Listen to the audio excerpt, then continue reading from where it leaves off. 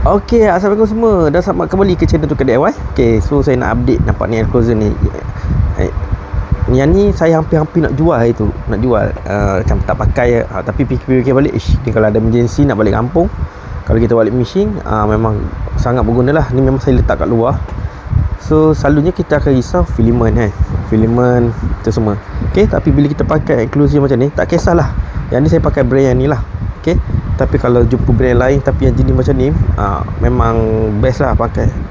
Filament pun saya sumbat je dalam tu, dia tak mengganggu pun. Kita kena pastikan dia tak mengganggu lah.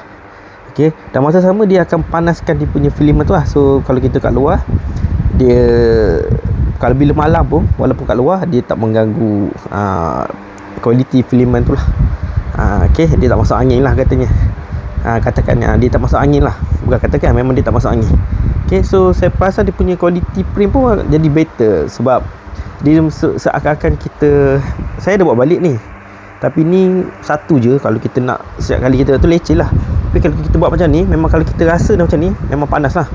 Okay, tapi saya print PETG dia agak tahan panas sikit. Sebab saya tak zip rapat lah. Selalu saya akan buka macam ni. Cuma yang ni selalu saya akan zip belah sini. Sebab malam-malam pun kalau kita print, kita biar je macam tu.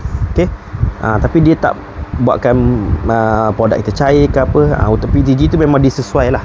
Ni saya pun open sikit. Okay, kalau betul-betul tak guna, baru saya akan tutup. Okay, tapi dalam ni kita boleh rasa memang dia agak hangat lah. So sama dia boleh jadi pemanas untuk filament kita lah. Okay, so memang PPK balik memang tak akan jual lah.